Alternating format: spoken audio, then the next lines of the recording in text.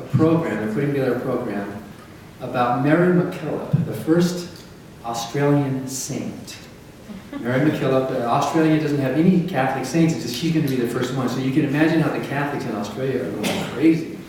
So they're flying to the Vatican to do some interviews, and it's not only expensive for them, but the Vatican charges for every little thing, and you have to pay in advance. Would you like to take a video of this tomb? Well, we need 2,000 euros in advance. But in any event, they called our office and said, we're going to be in Los Angeles for one day on yesterday, Tuesday. Could we meet you there? So I had to rearrange the schedule so that I could fly to Los Angeles yesterday and go meet them and do the taping of part of an interview about the sainthood of Mary MacKillop. And one of the reasons they picked me was because I was in Australia last March, and the very first day I landed there, I debated the Archbishop of Sydney.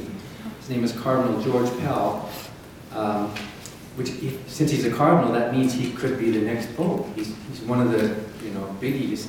We had a debate there in Sydney, and in which a lot of issues came up, and it was broadcast nationally on ABC Radio in Australia. So I met yesterday with them for a while in Los Angeles for a segment about this first Australian saint. And what I said, one of the things I said on the interview, I hope they keep this line, is Cardinal George Pell, if he believes in miracles, should ask Mary MacKillop if she could cure pedophilia.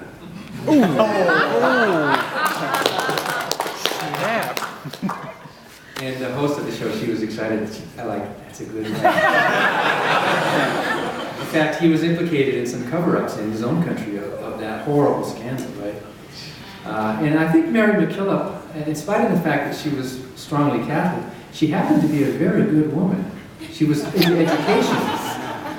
She was a Catholic nun, but she didn't appear to be spending all her time preaching the bad side. She was out there educating people. In fact, she rebelled against the bishops. 3 different bishops in Australia. One of them expelled her, another one excommunicated her, and another one fired her from her job. And supposedly these are men of God who were called by God, right? And they didn't recognize her as a saint, right? So what does that say about the institution? In any event, that show's going to air next month because it's October 17th when the Pope's going to officially canonize Mary MacKillop. So those of you who are Catholics might want to watch it on TV or something. It's a big deal. But I haven't always spent all my time preaching the good news of atheism and agnosticism. I used to be an evangelical preacher, as you know. In 1992, I wrote a book about my story. It's called Losing Faith in Faith, From Preacher to Atheist. After 19 years of preaching, how and why I changed my mind, and I'll tell you some of that tonight. And that book was published by the Freedom from Religion Foundation, a nonprofit organization, not commercial. It was a book available for our members in our catalog, that kind of thing, not in bookstores. It was that idea. But a few years ago, as you all probably know very well, atheism hit the publishing market very strong with Richard Dawkins and Sam Harris and Daniel Dennett and Vic Stenger and Christopher Hitchens and others. And suddenly it became sexy to have an atheist book in your catalog. 5 years ago in my town of Madison, Wisconsin, if I wanted to buy a book on atheism, where would I look? Where would you look in the bookstore? The religion section, or philosophy maybe. You go through the religion section, oh, there's one, and then maybe there's one. Today, I can go into the bookstore in Madison, Wisconsin, where we live, and I can ask, where's your atheism section? They have an atheism section now. Then, there's Catholicism and Buddhism and all, and then there's atheism, and there's maybe, 20, 25 titles in there, which is pretty cool. That's different. That's new. That's showing that something's happening. Did the books create the market, or was the market already there?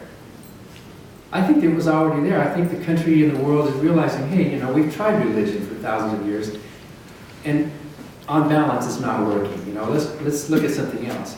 So a couple years ago, I got a call from a commercial publisher, Ulysses Press, saying, we want to get in on this atheism market too, and we liked your book, Losing Faith in Faith, but a lot has happened in 18 or so years. Could you maybe bring it up to date? Brush it off, bring it up to date. And I thought, well, yeah, I could do that. I could, know, because since then I've done like 84 public debates with people and have more stories. So I updated the story part, and then I brought in a bunch of new material to produce a book called Godless, which, if you have both books, the front section is somewhat similar because it's telling my story, and then the new material at the end.